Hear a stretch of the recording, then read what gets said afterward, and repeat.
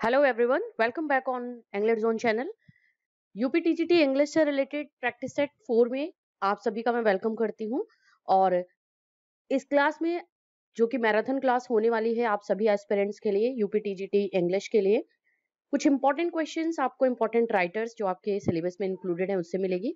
इसके साथ ही साथ हिस्ट्री ऑफ इंग्लिश लिटरेचर के जो इंपॉर्टेंट राइटर्स हैं जहां से क्वेश्चंस बनते हैं उनसे भी कुछ क्वेश्चंस मैंने कुछ उनके सेट ऑफ क्वेश्चंस इस क्लास में इंक्लूड कर रखा है। स्पेंसर्स प्राइमरी पर्पज और motto in writing the Faerie Queene was. Faerie Queene से रिलेटेड ही हमारा पहला क्वेश्चन है कि स्पेंसर का जो मोटो था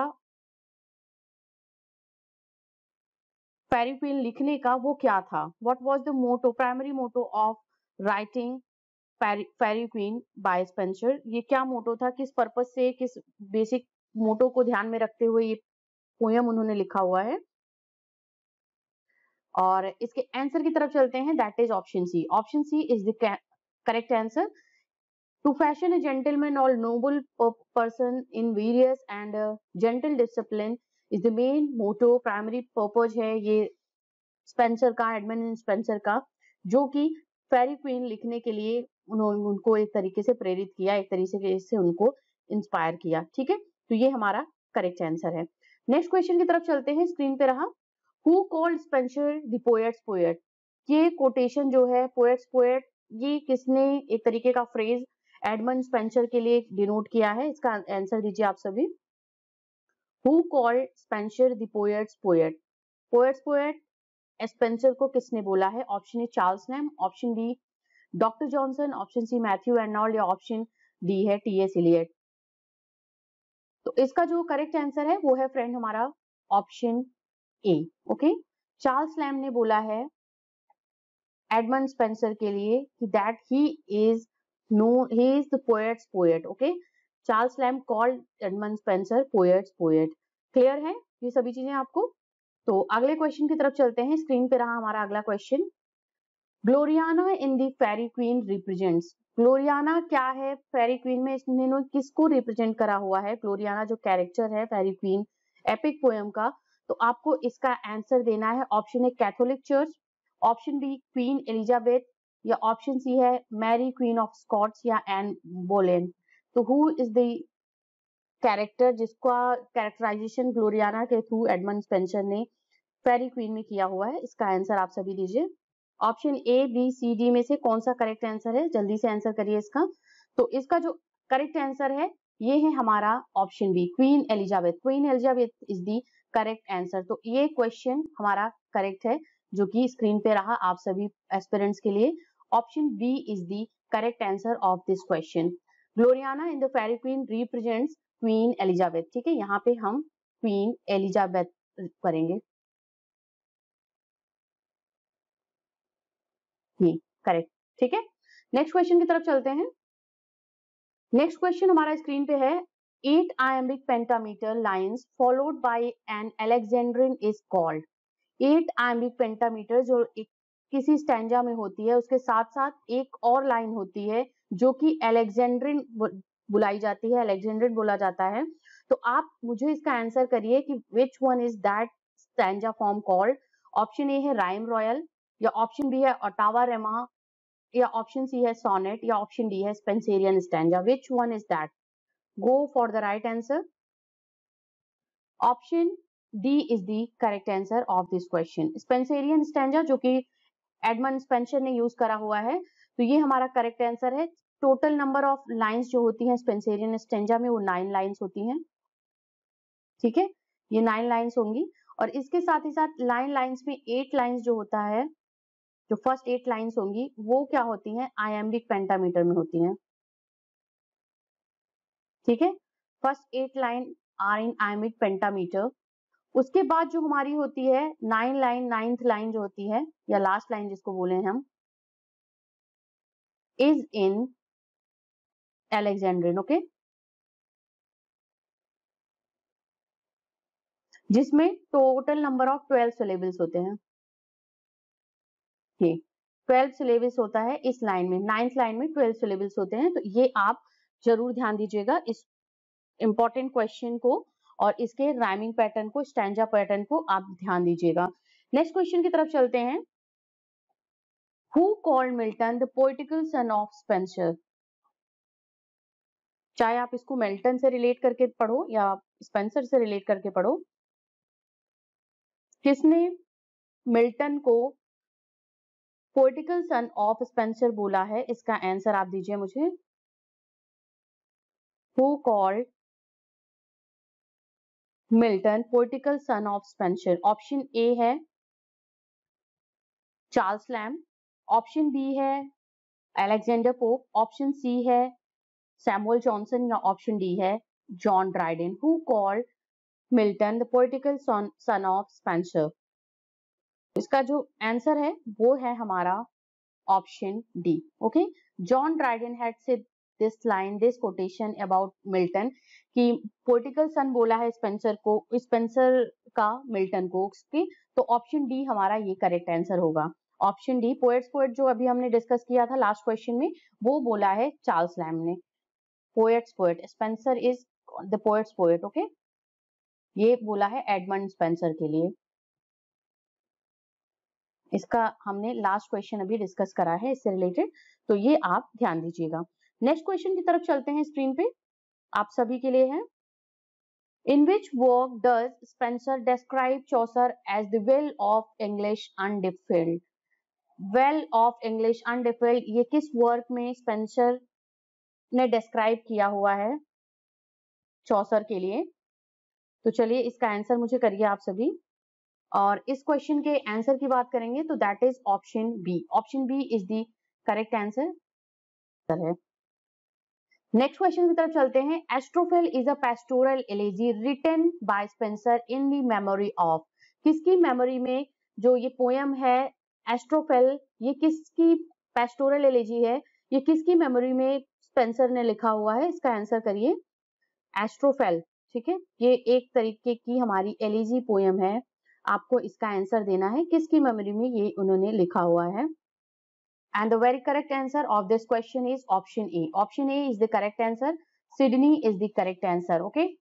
Option A, फिलिप सिडनी, जिसके बारे में यहाँ पे उनकी डेथ पे ये पोयम लिखी गई है, पेस्टोरल एलेजी है, फिलिप सिडनी की डेथ पे लिखी है। किसने?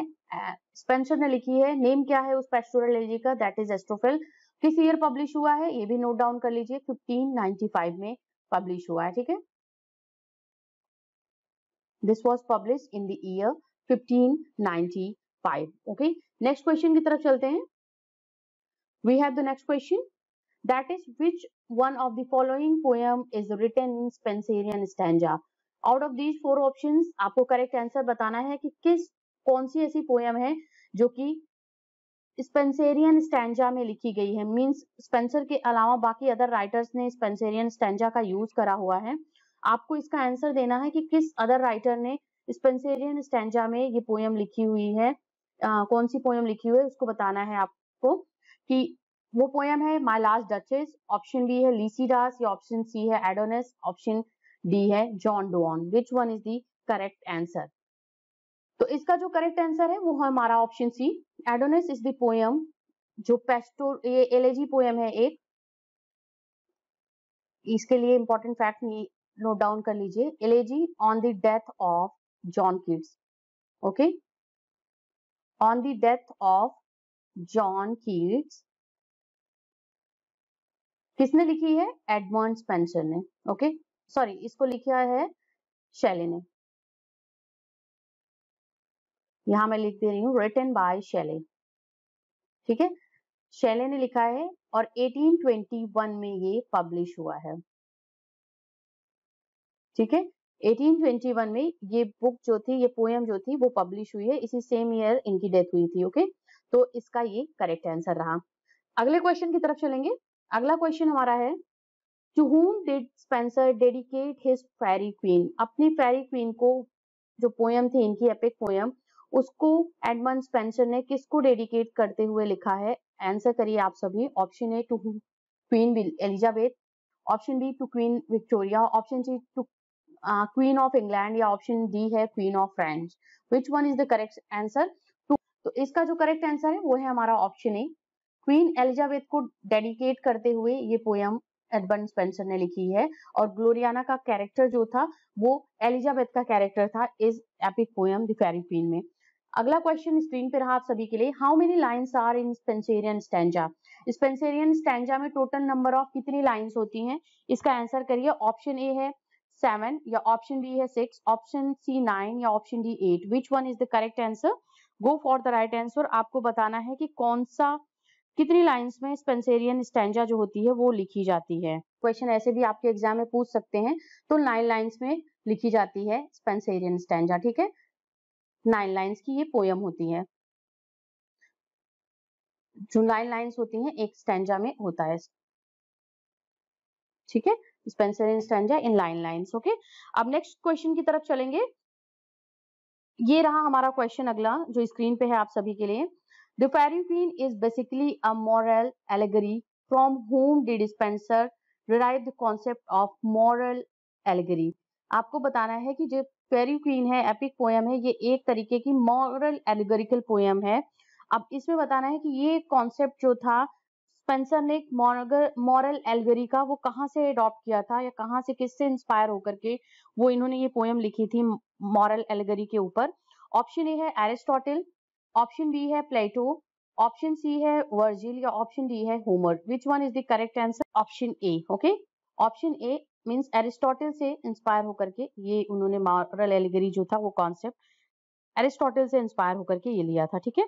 अगला क्वेश्चन है हमारा स्क्रीन पे, वो है हमारा स्पेंसर्स एमोरिटी इज। स्पेंसर की जो ये पोयम है एमोरिटी क्या है, ये इसका आंसर आपको देना है। किस तरीके की ये पोयम है आपको बताना है। एमोरिटी जो है वो बुक है, वो collection of his love sonnets है, या अ collection of his love lyrics, an elegy on the death of Sydney, या नन ऑफ दीज। चारों ऑप्शंस में से कौन सा करेक्ट आंसर है, इसका जल्दी से मुझे आंसर करिए। That is option A. Option A इसका करेक्ट आंसर है। A collection of his love sonnets, okay. Amoretti is a collection of love sonnets. Total number of 89 sonnets हैं, इसमें लव सॉनेट्स हैं, जो कि स्पेशली अगर इसकी बात करें तो ये जो एडमंड स्पेंसर ने लिखा था वो अपने जो कोर्टशिप एंड मैरिज थी एलिजाबेथ बॉयल से, उनकी वाइफ जो थी उनके लिए लिखा था, ठीक है। एलिजाबेथ बॉयल, बॉयलिंग इनकी वाइफ का नेम था। तो इनके लिए ये पोएम्स जो लव सोनेट्स था, सोनेट का एक साइकिल था, उसको लिखा हुआ है। तो इसको हम अ कलेक्शन ऑफ लव सोनेट्स बोलेंगे। 89 sonnets total number of included है। एमोरिटी की अगर पब्लिकेशन की बात करें तो ये पब्लिश जो हुई है ये 1595 में हुई है, ठीक है। 1595 में ये पब्लिश हुई है, ये भी आप नोट डाउन कर लीजिएगा। To whom did Edmund Spenser address his sonnet sequence Amoretti. अभी हमने बात की इस क्वेश्चन की बारे में, इसके क्वेश्चन के आंसर के बारे में लास्ट क्वेश्चन में, तो जरूर इसको मुझे मेंशन कर दीजिए जल्दी से कि जो to whom Edmund Spenser address his sonnet sequence Amoretti. Amoretti जो सोनेट सीक्वेंस है स्पेंसर का वो उन्होंने किसको एड्रेस करते हुए लिखा था? आंसर बताइए। मैरी जेन, क्वीन एलिजाबेथ, लीसा बॉयले, या एलिजाबेथ बॉयल। तो इसका जो करेक्ट आंसर है वो अभी हमने बात की, तो आप सभी ने इसका आंसर दिया होगा correct. Option D is the correct answer. Elizabeth Boyle उनकी वाइफ थी, स्पेंसर की वाइफ थी, इसमें लिख दे रही हूं मैं, Edmund Spenser wife, okay.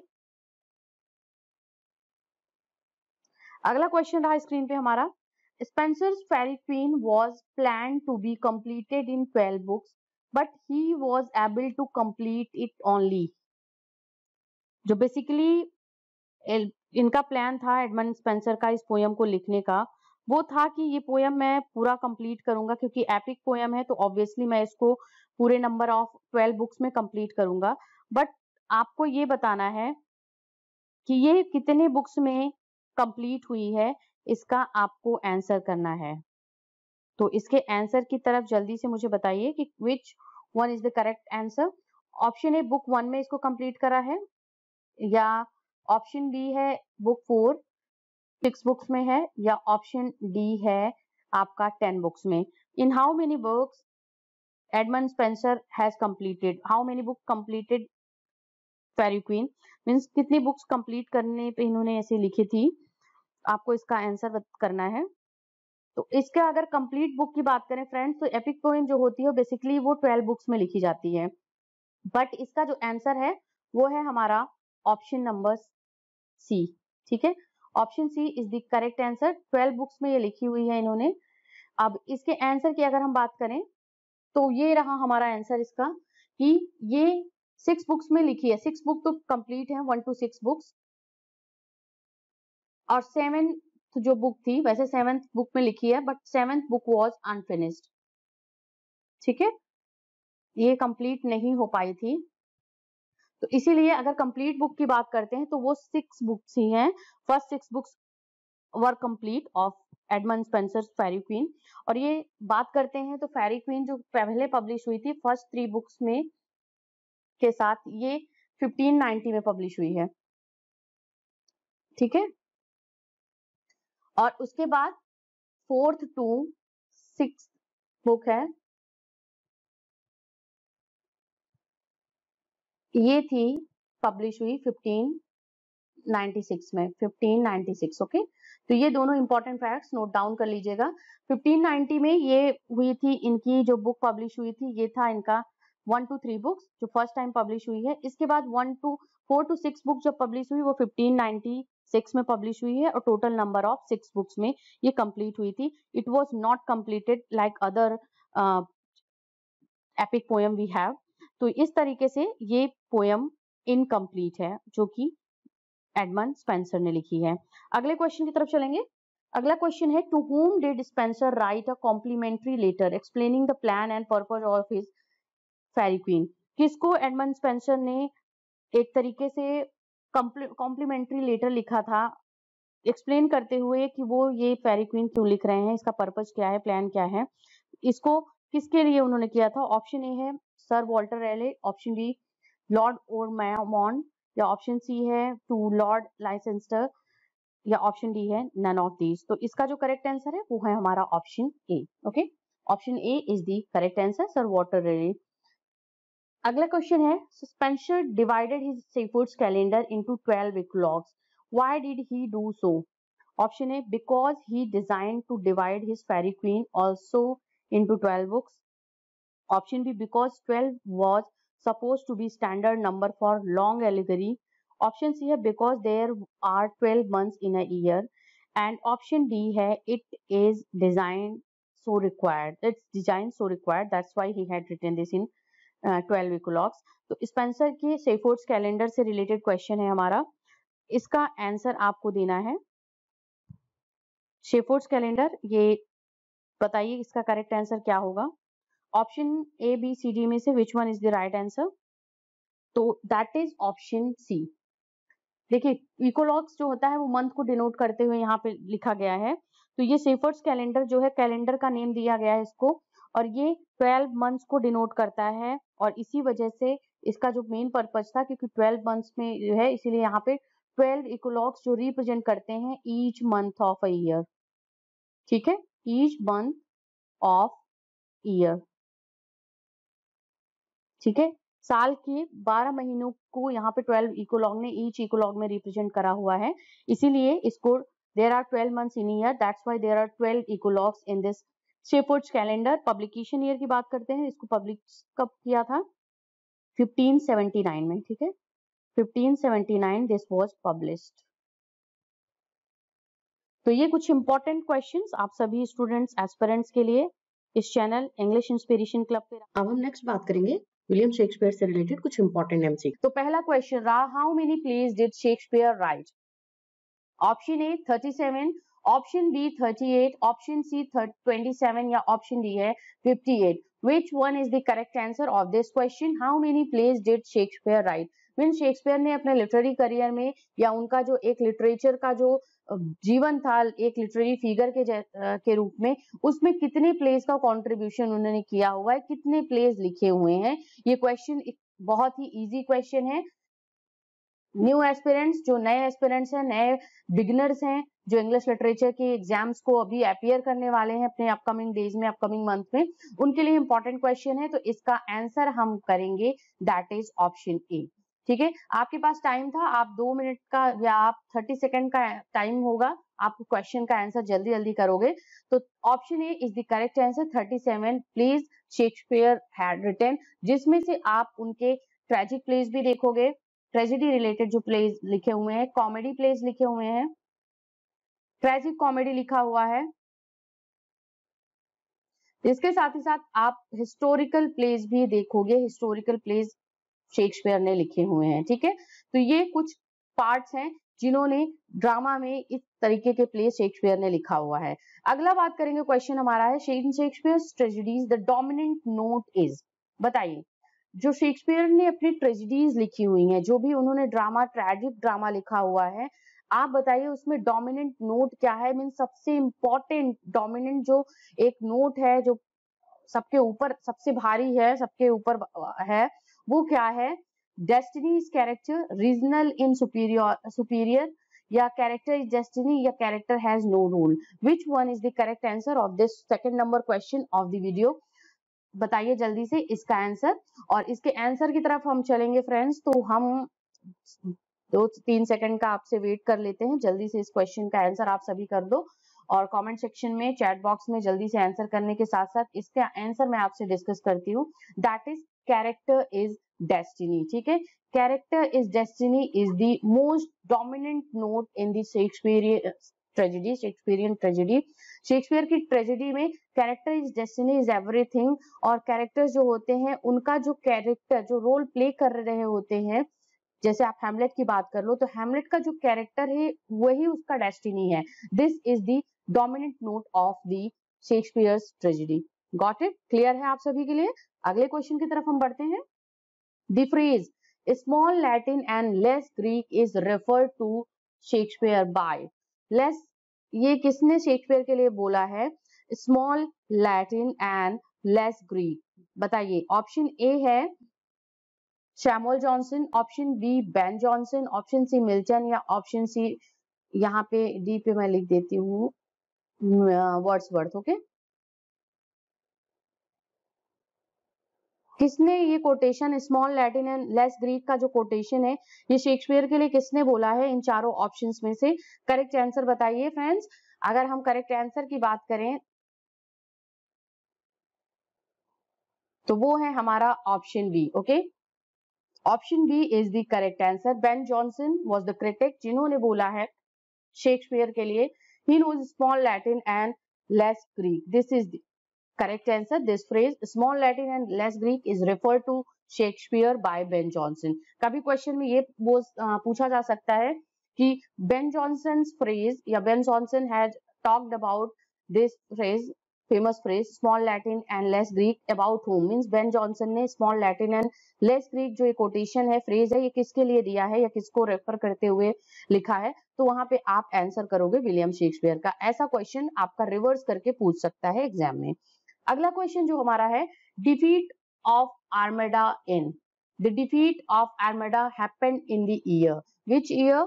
Option A 1588, option B 1589, option C 1585, 1852, या ऑप्शन डी है 1577। Which one is the correct answer out of these 4 options? तो करेक्ट जो आंसर है इसका वो है हमारा ऑप्शन है 1588। ओके, 1588 पे आप टिक कर लीजिएगा।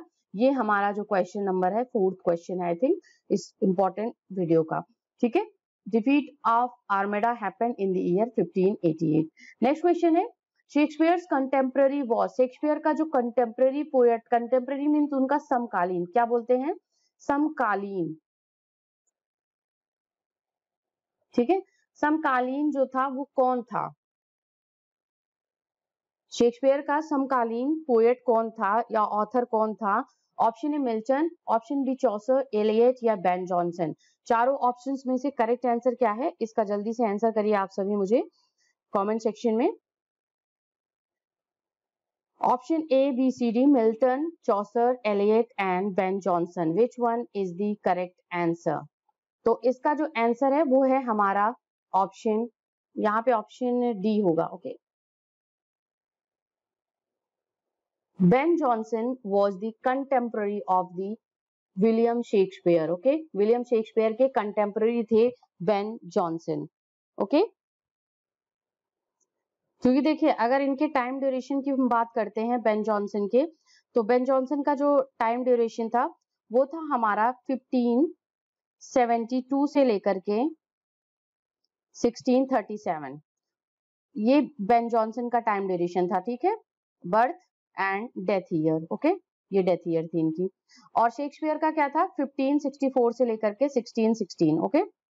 तो आप ये शेक्सपियर का टाइम ड्यूरेशन है। तो यहाँ पे अगर कंटेम्प्रेरी की बात करते हैं तो वो मिल्टन नहीं होंगे, क्योंकि मिल्टन का जो ये हुआ था, बर्थ हुआ था, वो 1608 में हुआ था बर्थ, ठीक है, और ये 1674 में इनकी डेथ हुई थी, ठीक है। ये टाइम ड्यूरेशन है मिल्टन का। चौसर का आप जानते हो 1330 से 1400 का टाइम ड्यूरेशन था ये चौसर का। और एलियट तो मॉडर्न एरा के पोएट थे। तो ये इंपॉर्टेंट है, आप इन सबको भी नोट डाउन कर लीजिएगा, क्योंकि कंफ्यूज मत होइएगा कि मिल्टन जो थे वो शेक्सपियर के कंटेम्प्रेरी पोएट थे, कंटेम्प्रेरी ऑथर थे, नहीं, वो बेन जॉनसन थे। तो यहाँ पे हमारा ऑप्शन डी जो है वो करेक्ट आंसर है। अगला क्वेश्चन है, the Queen commended Shakespeare to show Falstaff in love, then Shakespeare wrote a play, which one is that.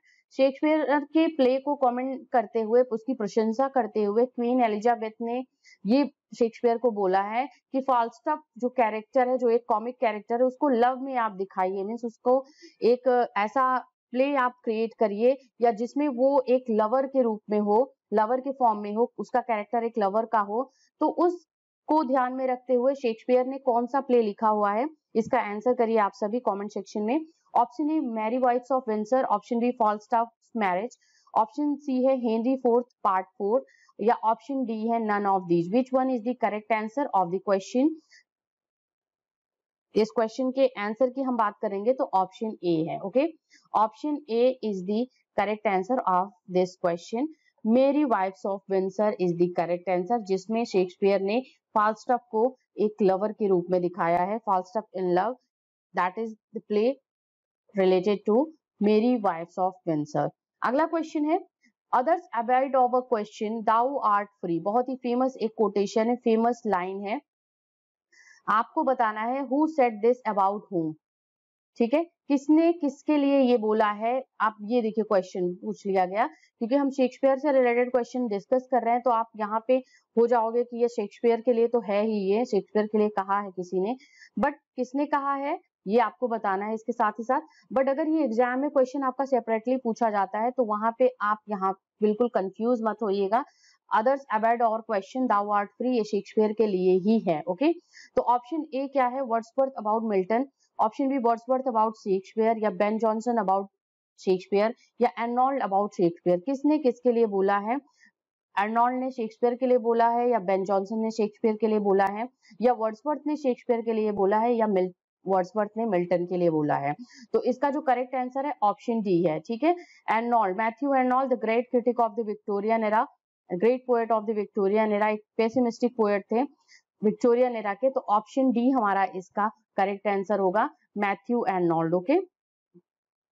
Matthew Arnold had said this line about Shakespeare, okay. तो ये हमारा correct answer है, note down कर लो आप सभी। अगला question है, Stratford is a charming little village in, कहाँ पे ये लोकेटेड है विलेज, जहाँ पे स्ट्रैटफोर्ड, जहाँ पे इनका बर्थ हुआ था विलियम वर्ड्सवर्थ का, वो किस जगह पे लोकेटेड था, वॉरविकशायर या हार्टफील्डशायर, डर्बीशायर, या नन ऑफ दीज। इन चारों ऑप्शंस में से कौन सा करेक्ट आंसर है आप सभी के लिए, जल्दी से मुझे कमेंट सेक्शन में इस क्वेश्चन का आंसर कर दीजिए। और इसके साथ ही साथ फ्रेंड्स सब्सक्राइब कर दीजिए चैनल को, उसके साथ साथ नोटिफिकेशन बेल आइकन को आप जरूर प्रेस कर लीजिएगा, सो दैट आपको टाइमली अलर्ट मिलता रहे जब भी न्यू वीडियो अपलोड हो इस चैनल पे, या कोई नई लाइव क्लास आप सबके लिए ऑर्गेनाइज की जाए, तो आप यहाँ पे इस चैनल पे अवेलेबल रहो क्लास लेने के लिए, ओके। तो Stratford is a charming little village in, option A is the answer, Warwickshire, okay. Warwickshire is the correct answer of this question. तो वीडियो का सेशन ये जो है इंपॉर्टेंट क्वेश्चन का आपको कैसा लग रहा है, इसको कमेंट सेक्शन में मुझे मेंशन कर दीजिएगा। और चैनल को सब्सक्राइब करने के साथ साथ वीडियो को लाइक और शेयर करना भी बनता है, सेशन को शेयर कर दीजिएगा सोशल मीडिया प्लेटफॉर्म्स पे। अगला क्वेश्चन है, which is said to be lyrical tragedy? Lyrical tragedy इन चारों में से कौन सा है आपको बताना है। Option A Richard second, option B Henry fourth, option C Twelfth Night या ऑप्शन डी है none of these. Which one is the correct answer? Out of these 4 options which one is a lyrical tragedy? देखिए tragedy जो लिखा हुआ है Shakespeare ने उसमें से लिरिकल ट्रेजेडी की बात हो रही है, मीन्स पोएटिक लाइंस का ज्यादा यूज हुआ है उसमें, वो पूरी तरीके से पोएटिक लाइंस के थ्रू लिखी गई है, लिरिक्स का यूज करा गया है। उस कौन से ट्रेजेडिक प्ले में इस बारे में बात हुई है या ऐसा लिखा गया है? Option A B C D यहाँ पे आपका है क्वेश्चन जो ऑप्शन है। तो इसका जो करेक्ट आंसर है एवरीवन वो हम बात कर लेते हैं, that is option A, Richard second is the correct answer. Okay, Richard second हमारा करेक्ट आंसर है, तो ऑप्शन ए हमारा इस क्वेश्चन का करेक्ट आंसर है। Alright, we have the another question, Shakespeare's Love's Labour Lost is a, क्या है Shakespeare का जो ये प्ले है लव्स लेबर लॉस्ट, ये किस तरीके का प्ले है? ग्रेट ट्रेजेडी, रोमांटिक ट्रेजेडी या लिरिकल फेयर्स या prose epic? Which one is this? Go for the right answer of this work of Shakespeare's Love's Labour's lost.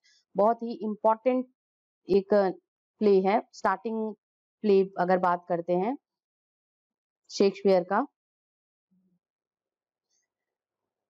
तो बताइए। तो ये हमारा है ऑप्शन सी।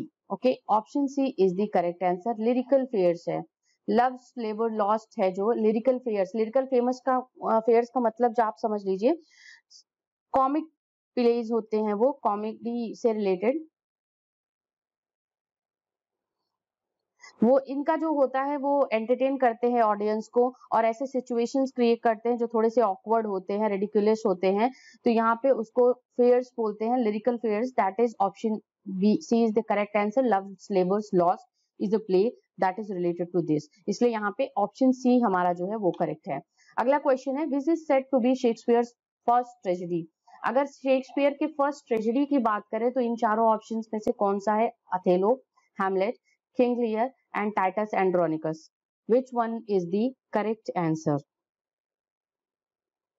जल्दी से इसका आंसर बताइए और मुझे बताइएगा जो 4 ग्रेट ट्रेजेडीज लिखी हुई है शेक्सपियर ने उनका सीक्वेंस क्या है, मतलब जो ओथेलो, किंग लियर एंड साथ ही साथ मैकबेथ एंड हैमलेट ये प्लेज हैं, इनका सीक्वेंस क्या है, किस किस मतलब क्रोनोलॉजिकल सीक्वेंस में रखना है इस चारों प्ले को, जो ग्रेट ट्रेजेडीज हैं शेक्सपियर की उसके बारे में बात कर रही हूँ। और बाकी मैं इस क्वेश्चन में जो बात कर रही हूँ वो बात हो रही है कि first tragedy of Shakespeare is, which one is the first tragedy of Shakespeare? Shakespeare का फर्स्ट ट्रेजेडी जो है ट्रेजिक प्ले कौन सा है जो रिगार्ड किया जाता है इन चारों ऑप्शंस में से?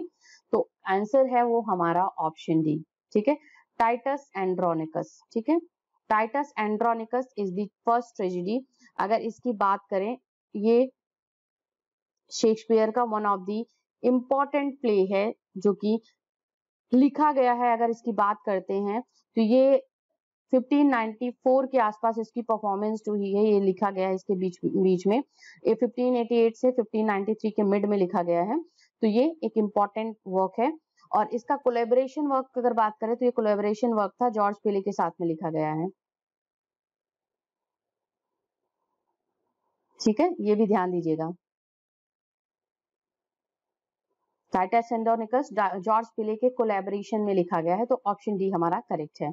अगला क्वेश्चन है, chorus was introduced by Shakespeare in? Chorus जो किसी प्ले को इंट्रोड्यूस करता है, एक कैरेक्टर होता है कोरस का जो बताता है कि ये प्ले किसके बारे में है या किससे रिलेट करता है ये प्ले, उसके बारे में यहाँ पे बात हो रही है कि शेक्सपियर ने अपने किस प्ले में कोरस को इंट्रोड्यूस करा हुआ है। King Henry six, King Henry fifth, Richard second या Macbeth? Which one is the correct answer of this question? जल्दी से इस क्वेश्चन का आप सभी मुझे आंसर कर दीजिए कमेंट सेक्शन में और चैट बॉक्स में। आप सभी एस्पिरेंट्स के लिए इंपॉर्टेंट क्वेश्चन इस यहाँ पे अवेलेबल है, जल्दी से मुझे बता दीजिएगा। तो इसका जो करेक्ट आंसर है वो है फ्रेंड हमारा option B. Option B is the correct answer. King Henry fifth वो प्ले है जिसमें कोरस को शेक्सपियर ने इंट्रोड्यूस करा हुआ है। बाकी आप क्रिस्टोफर मार्लो के डॉक्टर फास्टस में देखोगे जो कोरस होता है वो प्ले को इंट्रोड्यूस करता है और एंड भी करता है। तो ये कोरस होता है जो किसी प्ले के बारे में बताता है कि ये प्ले किससे रिलेटेड है, किस या स्पेसिफिकली उसके थीम को बताता है। तो यहाँ पे King Henry fifth is the play. अगला क्वेश्चन है the last edition of Shakespeare sonnets was dedicated to. Shakespeare के सोनेट का जो लास्ट सीक्वेंस था, लास्ट जो एडिशन था मींस 127 से 154 सोनेट्स तक, ये किसको किया गया है? 1 to 126 सोनेट्स किसी और को डेडिकेट करते हुए शेक्सपियर ने लिखा हुआ है, और 127 से 154 सोनेट्स ये किसी और को। तो लास्ट एडिशन इसी के बारे में बात हो रही है। आप बताइए मिस्टर WH या डार्क लेडी मैरी फिटॉन या अर्ल ऑफ साउथहैम्पटन या option D fair youth, which one is the correct answer? इन चारों ऑप्शंस में से जल्दी से इस क्वेश्चन का आंसर करिए और इसके आंसर की बात करेंगे friend, that is option B. Dark ladies को डेडिकेट करते हुए ये सोनेट्स लिखे गए हैं, डार्क लेडी, ठीक है, मैरी फिटॉन। एंड साथ ही साथ 1 to 26 नॉवेल्स जो है, सॉरी सोनेट्स जो है वो mister WH and earl of Southampton.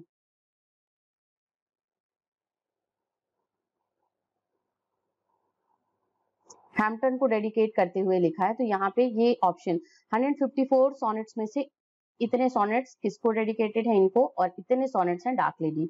अगला क्वेश्चन है the subtitle of Othello is. Othello का सबटाइटल क्या है? इसका जल्दी से आंसर बता दीजिए मुझे। The Prince of Denmark, the Moor of Venice, the mad man या jealousy incarnate, which one is the correct answer? The subtitle of Othello is, which one is the correct answer of this question? इसका subtitle क्या है? जल्दी से मुझे answer बताइए Othello का। तो इसका जो सबटाइटल है ऑप्शन बी है, the Moor of Venice. Venice का मोर होता है ओथेलो, तो यहाँ पे ये हमारा सबटाइटल होगा, द मोर ऑफ वेनिस, ठीक है, this is the correct answer. Now let's talk about the third important English poet, that is William Wordsworth. तो विलियम वर्ड्सवर्थ से रिलेटेड हम एमसीक्यूज डिस्कस करेंगे जो कि आपको टीजीटी पीजीटी और आपके अदर एग्जाम्स के लिए बहुत ही इंपॉर्टेंट है। तो चलिए स्टार्ट करते हैं questions on William Wordsworth, the great poet of the romantic as. सबसे पहले क्वेश्चन की तरफ चलते हैं। स्क्रीन पे ये क्वेश्चन रहा हमारा, which British university figures in William Wordsworth the prelude. The prelude ये वर्क है, ऑटोबायोग्राफिकल वर्क है विलियम वर्ड्सवर्थ का, आप सभी जानते हो। आपको बताना है किस ब्रिटिश यूनिवर्सिटी को फिगर आउट किया गया है इस प्रीलूड वर्क में जो कि वर्ड्सवर्थ ने लिखा हुआ है। तो इसका जो आंसर है that is option D. Option Cambridge university के बारे में बात की है विलियम वर्ड्सवर्थ ने अपने ऑटोबायोग्राफिकल वर्क प्रीलूड में, और प्रीलूड का जो अदर टाइटल है growth of a poets mind, this is the another title of this work. And autobiographical poem है, ब्लैंक वर्ड्स में लिखी गई है। 1798 में इसको स्टार्ट करा था लिखना, और इसको पब्लिश हुआ है, ये जो वर्क है इनकी डेथ के बाद पब्लिश हुआ है इन 1815 विद 14 बुक्स। तो बहुत से इंपॉर्टेंट फैक्ट्स इस क्वेश्चन में आपको मिलेंगे। प्रीलूड में कितने नंबर ऑफ बुक्स थे? 14 बुक्स में ये डिवाइडेड है। ऑटोबायोग्राफिकल वर्क है, ये भी आप ध्यान दीजिएगा। इसके साथ ही साथ ये जो वर्क है ये इसको अनदर टाइटल जो दिया गया है growth of a poets mind, ये भी दिया गया है। और ये पोएम जो है ये ब्लैंक वर्ड्स में लिखी है, ठीक है, ब्लैंक वर्ड्स में इस पोएम को विलियम वर्ड्सवर्थ ने लिखा हुआ है। तो ये कुछ इंपॉर्टेंट फैक्ट्स हैं आपके क्वेश्चन के रिगार्डिंग, आप इनको नोट डाउन कर लीजिए अपने नोट्स में, ओके। तो नेक्स्ट क्वेश्चन की तरफ चलते हैं। सेकंड क्वेश्चन हमारा स्क्रीन पे रहा, in Wordsworth Prelude the boy of Winander is affected by. The boy of Winander जो प्रीलूड में है ये किससे अफेक्टेड है? Option A blindness, option B deafness, या ऑप्शन डी म्यूटनेस या लेमनेस। ऑप्शन 4 ऑप्शंस में से कौन से करेक्ट आंसर है? इनको जल्दी से आप सभी शेयर कर दीजिए इस वीडियो को। और इसका करेक्ट आंसर है ऑप्शन सी, म्यूटनेस, मींस वो म्यूटनेस से परेशान है। और यहाँ पे जो ऑप्शन है इसका एक्सप्लेनेशन अगर डिस्कस करें तो boy of Winander episode in the book fifth of the Prelude, book fifth में प्रीलूड के इसका डिस्क्रिप्शन मिलता है, तो इसका answer option C is the correct answer, option C is the correct answer. Next question रहा स्क्रीन पे, in which poem does the following line appear, our birth is but a sleep and forgetting. बहुत ही famous line है ये William Wordsworth के regarding. आपको बताना है कि our birth is but a sleep and forgetting, ये किस आपको विलियम वर्ड्सवर्थ की किस पोएम में ये लाइन अपीयर होती है। हम डिस्कस यहाँ पे विलियम वर्ड्सवर्थ की पोएम कर रहे हैं, तो ऑब्वियस सी बात है कि आपको उन्हीं से रिलेटेड क्वेश्चन आज के इस एग्जाम में मिलेगा। तो जल्दी से मुझे शेयर कर यहाँ पे इसका, तो इस क्वेश्चन का जो आंसर है that is option B, Immortality Ode में आपको इस लाइन का डिस्क्रिप्शन मिलता है, our birth is but a sleep and forgetting. इसका एक्सप्लेनेशन देखते हैं, तो ode intimation of immortality from recollection of early childhood is a poem composed in 1804। कब कंपोज हुई है? 1804 में। Okay, this was composed in 1804। तो इसको भी नोट डाउन जरूर कर लीजिएगा इस इंपॉर्टेंट फैक्ट को। और इमॉर्टैलिटी ओड का अगर फुल टाइटल की बात करें, ये क्वेश्चन एग्जाम में बन सकता है, ode intimation of immortality from recollection of early childhood is the correct answer. Next question है, the poetry of Wordsworth and Coleridge was notably influenced by, जो वर्ड्सवर्थ और कॉलेज की पोएट्री है वो किस वजह से इन्फ्लुएंस्ड है, किसका इफेक्ट उस पर ज्यादा पड़ा है, किस चीज का? The Napoleonic war, glorious revolution, French revolution या पुअर लॉ, किसका पड़ा है? आप मुझे इसका आंसर दीजिए ए बी सी डी में से, which one is the correct answer? Napoleonic wars का इसका इफेक्ट पड़ा है, और ग्लोरियस रेवोल्यूशन है, द फ्रेंच रेवोल्यूशन है, या poor laws, which one is the correct answer? और इस क्वेश्चन के आंसर की अगर हम बात करें तो answer of this question is option C, French revolution. French revolution हुआ कब है, इसको अगर हम बताते हैं तो ये टाइम था 1789 का, 1789 was the time, and that's why option C is the correct answer. Option C पे टिक कर लीजिए, ऑप्शन सी आपका करेक्ट आंसर है। फ्रेंच रेवोल्यूशन जो हुआ है 1789 में हुआ है, signalised the arrival of new era of fresh thinking and introspection. ठीक है, ये करेक्ट आंसर है इस क्वेश्चन का। नेक्स्ट क्वेश्चन की तरफ चलते हैं। नेक्स्ट है हमारा, Wordsworth was popularly known as the poet of, Wordsworth को किस पोएट के रूप में जाना जाता है? माइनिंग डिस्ट्रिक्ट पोएट, या विबर्ली रीजन का, या लेक डिस्ट्रिक्ट का, या लैंसेस्टायर का रीजन का? तो आपको इन चारों ऑप्शंस में से करेक्ट आंसर बताना है कि जो वर्ड्सवर्थ हैं वो कहाँ के पोएट जाने जाते हैं, किस नेम से उनको हम जानते हैं, इसका आंसर आपको देना है। Option A B C D मैंने आपको मेंशन कर दिया है, go for the right answer friends. तो क्वेश्चन का जो आंसर है फ्रेंड, वो हम अगर क्वेश्चन के आंसर की बात करते हैं तो लेक डिस्ट्रिक्ट से जाने जाते हैं, option C is the answer. और लेक डिस्ट्रिक्ट के नेम से कितने पोएट्स जाने जाते हैं, इसका भी आप मुझे कमेंट सेक्शन में आंसर करिएगा, वहां पे मैं आपको राइट आंसर बताऊंगी। Lake District poets, who are they? ठीक है, यहाँ पे मैं यहाँ पे क्वेश्चन लिख दे रही हूँ, who are they, name in comment. Okay, name in comment box पे आप आंसर करिएगा कि कौन से पोएट्स हैं जो कि लेक डिस्ट्रिक्ट पोएट्स के नेम से जाने जाते हैं। आंसर मुझे कमेंट सेक्शन में आप इसका करिएगा, ये चैट बॉक्स में कर दीजिए। नेक्स्ट क्वेश्चन की तरफ चलते हैं। Wordsworth preface to the lyrical ballads was, Wordsworth का जो preface to the lyrical ballads है वो क्या है, उसका आंसर करिए आप मुझे।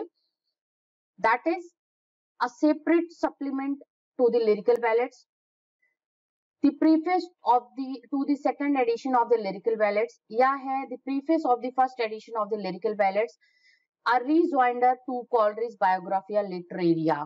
तो इन चारों ऑप्शंस में से which one is the answer? Go for the right answer friends. कौन सा करेक्ट आंसर है? जो लोग मुझे अभी इस चैनल पे ज्वाइन कर रहे हैं, प्लीज इसको एक बार आप लाइक कर दीजिए, सेशन को शेयर भी कर दीजिएगा सेशन को, so that we can go, ज्यादा से ज्यादा लोग हमसे जुड़ सकें इस सेशन में। और इसके साथ ही साथ आप मुझे जरूर इसको बताइएगा कि इस क्वेश्चन का आंसर व्हाट वर्ड्सवर्थ प्रीफेस, ये है, देखिए पूरा क्वेश्चन ये है, preface to the lyrical ballad was, क्या था वर्ड्सवर्थ का preface to the lyrical ballads? A separate supplement to the lyrical ballads, the preface to the second edition of the lyrical ballads, the preface to the first edition of the lyrical ballads, या a rejoinder to Conrad's Biographia Literaria.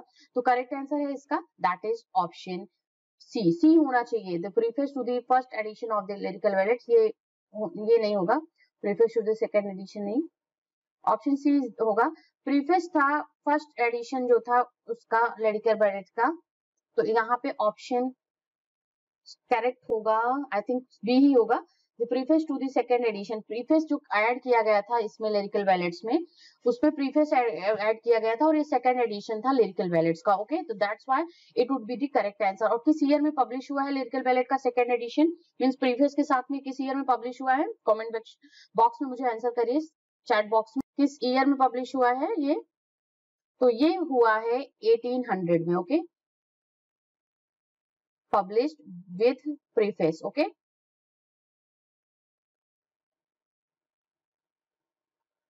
ये रहा. तो option B is the correct answer. Next question चलते हैं, screen पे है. The prelude by Wordsworth is a, जो prelude है वर्ड्सवर्थ का वो क्या है? It is a philosophical poem और metaphysical poem. Option C autobiographical poem या option D historical poem. Which one is this? Prelude क्या है? फर्स्ट क्वेश्चन था स्क्रीन पे, हमने उसके बारे में बात की. इस क्वेश्चन से रिलेटेड कुछ इंपॉर्टेंट फैक्ट्स भी मैंने वहां पे आपको बताए हैं. जो अभी ज्वाइन कर रहे हैं वो प्लीज एक बार रिवर्स करके वीडियो देख लीजिएगा एंड में. तो आपको इसका आंसर करना है. The prelude by Wordsworth is a, that is a philosophical poem, metaphysical poem, autobiographical poem, a historical poem, and the correct answer we have obviously that is the autobiographical poem, जिसमें Wordsworth की ये poetry थी. 1850 में ये publish हुई है. 1850 published. Okay, the growth of a poet's mind is the another title subtitle of this work, the prelude. 1850 बहुत ही एक मैग्नम ओपस वर्क है, ऑटोबायोग्राफिकल वर्क है ये वर्ड्सवर्थ का. नेक्स्ट क्वेश्चन की तरफ चलते हैं. Resolution and independence was originally called, क्या था?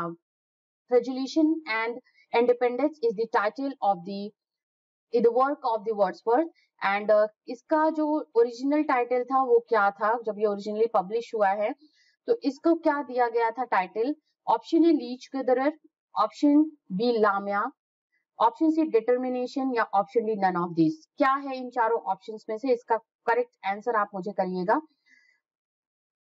जल्दी से कमेंट्स बॉक्स में, और लाइक शेयर सब्सक्राइब जरूर करिए चैनल को. साथ ही साथ अपकमिंग डेज में हम डिस्कस करेंगे इसी सेम चैनल पे इंपॉर्टेंट क्वेश्चंस होंगे, इंपॉर्टेंट वीडियोस होंगे अलग अलग ऑथर से रिलेटेड. नेक्स्ट क्वेश्चन है हमारा, इसका आंसर चलिए बात कर लेते हैं. Option A leech gatherer. Okay, leech gatherer is the correct answer. Option A is the correct answer.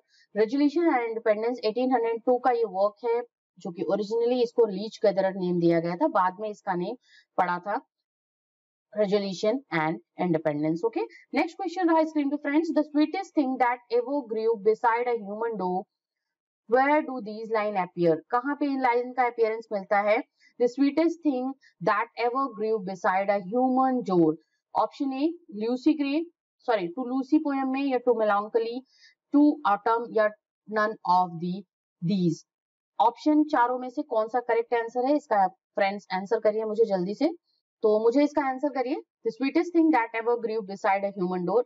Option A is the correct answer. Okay, option A हमारा जो है ये करेक्ट आंसर है. This line appears in a poem of Wordsworth that is to Lucy. Next question is what is the subtitle of the prelude. देखिए फिर से question आपका prelude से आ गया. प्रिलूड एक इंपॉर्टेंट वर्क है वर्ड्सवर्थ का, तो आपको इसका बताना है व्हाट इज द सबटाइटल. इसका सबटाइटल क्या था? The growth of poets mind, the growth of poets intellect, the growth of poet's mind, या option A है the growth of poet's brain, option D none of these, and the correct we have here is the option C. Okay, option C is the correct answer. The growth of poet's mind is the subtitle of this work of William Wordsworth. Next question screen पे है. What is the complete title of poem Intimation? देखिए intimation poem है जो अभी हमने बात की थी. कभी कभी सब टाइटल या इसका फुल टाइटल भी पूछ सकते हैं पोएम का, तो आप मुझे इसका फुल टाइटल बताइए. इंटीमेशन जो पोएम थी वर्ड्सवर्थ की उसका फुल टाइटल क्या है? Ode Intimation of Immortality from Recollection of Childhood 1803 to 6. Option B, Ode on Intimation 1803 to 6. Option C है Ode to Intimation from Recollection of Youth 1803 to 6 या none of these. इन चारों options में से which one is the correct answer? Go for the right answer friends. और इन चारों option का correct answer मुझे बताइए. The complete title of the poem intimation.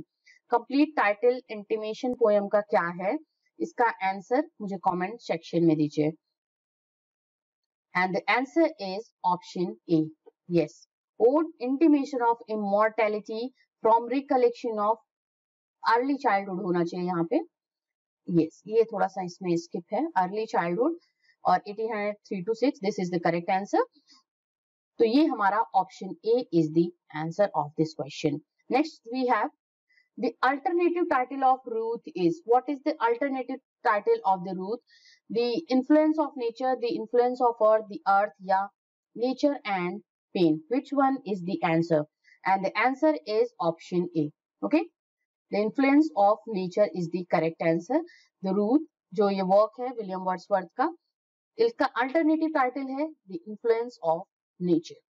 अगले क्वेश्चन की तरफ बढ़ते हैं हम सभी. इसमें in which poem Wordsworth call a child best philosopher, mighty prophet and seer blessed. ये लाइन है, आपको बताना है कि किसको बोला है. Wordsworth call a child best philosopher, mighty prophet and seer blessed, with whom he called it ode to divinity या immortality, intimation of immortality या prelude या none of these.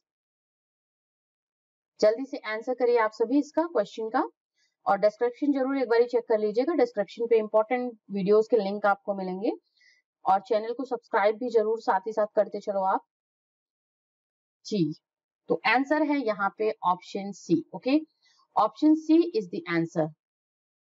प्रीलूड में इस बारे में बात की है Wordsworth. In which poem Wordsworth call a child best philosopher, mighty prophet and seer blessed. That is option C, prelude. Okay, option C, prelude is the correct answer. Next question है, when were William Wordsworth's first poem Descriptive Sketches and an Evening Walk? ये थोड़ा सा दूर दूर हो गया है. Descriptive Sketches and an Evening Walk published. आपको इसका आंसर बताना है कि किस ईयर में वर्ड्सवर्थ की जो फर्स्ट पोएम थी जिसका नेम था Descriptive Sketches and N evening walk, ये किस ईयर में पब्लिश हुआ है. इसका आंसर करिए आप सभी मुझे. Option A 1786, option B 1784, option C है 1788 या ऑप्शन डी है 1793. Which one is the answer? Go for the right answer friends. Question का आंसर जो होगा इस क्वेश्चन का, that is option D. Okay, 1793 was the time. ये थी टाइम ड्यूरेशन जब वर्ड्सवर्थ ने अपनी first poem descriptive sketches and an evening walk publish की थी. एक इंपॉर्टेंट क्वेश्चन है आपके एग्जाम पॉइंट ऑफ व्यू से, वेरी इंपॉर्टेंट. अगर मैं इसको टिक करूं तो एक वेरी इंपॉर्टेंट क्वेश्चन ये बनता है, क्योंकि इससे रिलेटेड क्वेश्चन आपके एग्जाम में पूछ सकते हैं. नेक्स्ट क्वेश्चन है, when did Wordsworth marry Hutchinson. किस ईयर में मैरी हचिंसन जो उनकी वाइफ हुई उससे शादी हुई थी, आपको उसका आंसर देना है. Option A 1796, option B 1798, option C 1802 या ऑप्शन डी है 1804. Which one is the correct answer? Go for the right answer friends. इसका मुझे आंसर जल्दी से बताइए. When did William Wordsworth marry Hutchinson? That is the answer option C, 1802 was the time. Okay, 1802 का time था जब इनकी शादी हुई थी इनसे. Next question. अब यहाँ पे हमारा ये वीडियो एंड होता है.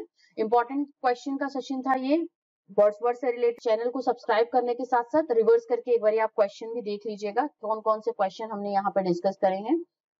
ये कुछ इंपॉर्टेंट क्वेश्चन थे जिसके बारे में हमने आज के इस वीडियो में बात की है. ओके, तो see you all in next video. Resolution and independence जो कि 1802 का ये वर्क है विलियम वर्ड्सवर्थ का, वाज ओरिजिनली कॉल्ड. क्या बोला जाता था इसको जब ये फर्स्ट टाइम पब्लिश हुआ है ये वर्क जो था, तो इसको किस टाइटल के नेम से, किस शीर्षक के नेम से इसको बुलाया गया था? लीच कदरर या लामिया, डिटर्मिनेशन या नन ऑफ दीज. बहुत ही इंपॉर्टेंट क्वेश्चन है, मोस्ट रिपीटेड क्वेश्चन है एग्जाम पॉइंट ऑफ व्यू से अगर हम बात करते हैं तो आप इसको बिल्कुल मत भूलिएगा। जी हाँ, इसका जो करेक्ट आंसर है वो है हमारा option A, leech gatherer. Okay, option A resolution and independence जो 1802 का वर्क था, इसका जो ओरिजिनल टाइटल था वो था लीच गैदरर। ओके, अगले क्वेश्चन की तरफ चलेंगे।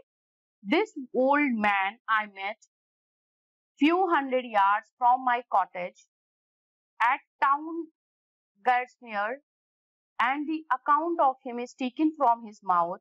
This is the reference that Wordsworth gives that it resulted in a poem.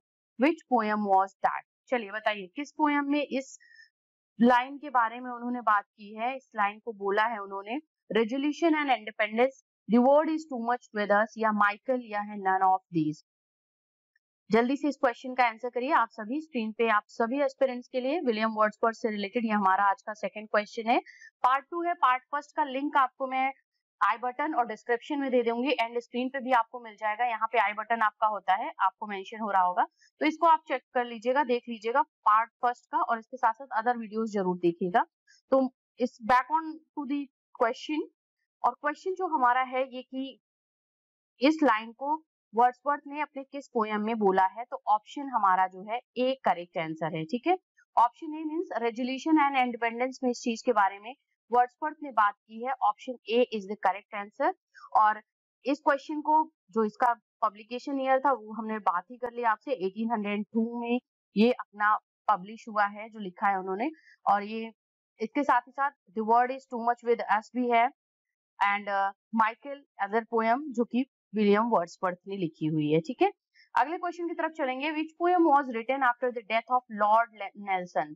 Lord Nelson की डेथ के बाद में कौन सी पोयम लिखी गई है? Leech gatherer, character of a happy life, character of a happy warrior, या none of these? Which one is answer? Which poem was written after the death of Nelson, Lord Nelson? इस question का answer आप सभी जल्दी से screen पे दीजिए। कुछ इंपॉर्टेंट हम यहाँ पे आज अप्रोक्सीमेटली 30 to 35 क्वेश्चन हम डिस्कस करेंगे आज इस वीडियो में, इस सेशन में, इस लाइव क्लास में। तो आंसर है option C, character of a happy warrior. ठीक है, character of the happy warrior is the work जो कि आफ्टर नेल्सन की डेथ के बाद में ये पोयम लिखी हुई है। इस पोयम से रिलेटेड हम बात कर लेते हैं थोड़ा सा, character of the happy warrior. And अगर इसकी बात करें तो ये जो वर्क था कैरेक्टर ऑफ हैप्पी वॉरियर, ये 1807 में पब्लिश हुआ है। ठीक है, 1807 इज दी पब्लिकेशन ईयर। ठीक, इसको नोट डाउन कर लीजिएगा। और इसके साथ ही साथ ये नेपोलियनिक वॉर से रिलेटेड पोयम है जो कि लिखा है वर्ड्सवर्थ ने, डब्ल्यू ने लिखा हुआ है। नेल्सन, लॉर्ड नेल्सन की डेथ के बाद ये पोयम लिखी गई है। अगला क्वेश्चन करते हैं, number 4 question. William Wordsworth brother passed away by tuberculosis, heart attack, shipwreck, या none of these? William Wordsworth के ब्रदर की डेथ किस वजह से हुई थी? आपको इसका आंसर करना है इस क्वेश्चन में। कभी कभी क्वेश्चन आपका फैमिली मेंबर से रिलेटेड भी पूछ सकता है, किसी भी राइटर ऑथर से रिलेटेड, तो ये भी थोड़ा सा ध्यान देके चलिएगा। फैमिली बैकग्राउंड थोड़ा पढ़ लीजिएगा कि उनके फादर किस प्रोफेशन में बिलोंग करते थे, या मदर का क्या नेम था, स्कूलिंग कहाँ से हुई थी, कहाँ से उन्होंने ग्रेजुएशन किया था, ऐसे कुछ जो इंपॉर्टेंट ऑथर्स हैं उनसे रिलेटेड ये थोड़ा सा एक ओवरव्यू आप लेके चलना। तो फ्रेंड्स, इस क्वेश्चन के आंसर की तरफ चलेंगे तो इस क्वेश्चन का आंसर है ऑप्शन सी, शिपरेक। ठीक है, option C is the correct answer, means जहाज के डूबने की वजह से इनके ब्रदर की डेथ हुई थी। अगला क्वेश्चन नंबर 5 है, the world is too much with us is a poem published in. चलिए इस क्वेश्चन का आंसर बताइए। The world is too much with us poem जो थी ये कब पब्लिश हुई है? 1806, 1807, 1809, या नन ऑफ दीज? इन चारों ऑप्शंस में से कौन सा करेक्ट आंसर है इस क्वेश्चन का? जल्दी से इसको बताइए आप सभी। और इस क्वेश्चन के आंसर की अगर हम तरफ चलेंगे तो ये जो वर्क था, ये जो पब्लिश हुआ है, ये 1807 में पब्लिश हुआ है। इसको यहाँ पे करेक्ट कर लीजिएगा, 1807। ठीक है, option B is the correct answer.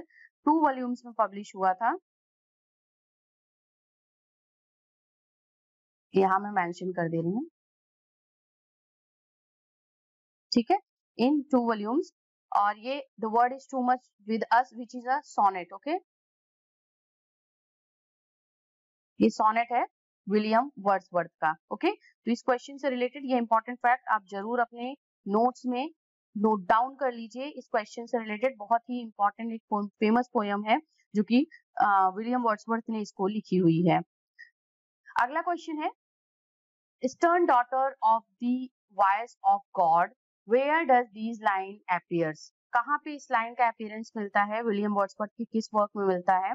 stern daughter of the voice of God, आपको इसका आंसर बताना है. Option A ode to Lamia, option two B है ode to adversity, ode of to stern daughter या ode to duty. Which one is the answer of the question जो कि आपकी screen पे है. इसका जल्दी से मुझे आंसर कर दीजिए.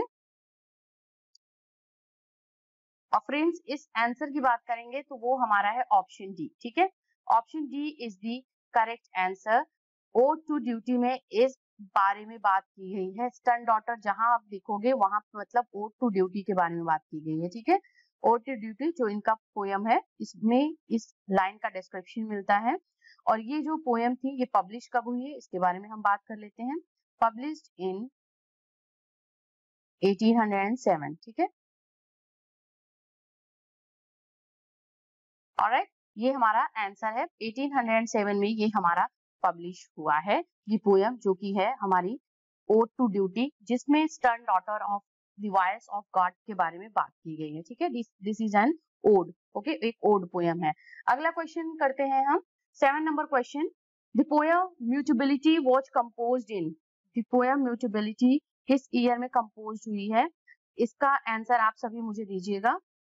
ऑप्शन है 1820, ऑप्शन बी है 1821, ऑप्शन सी है 1823 या ऑप्शन डी है नन ऑफ दीज. कौन सा क्वेश्चन इस चारों ऑप्शंस में से करेक्ट है इसका आंसर दीजिए आप सभी.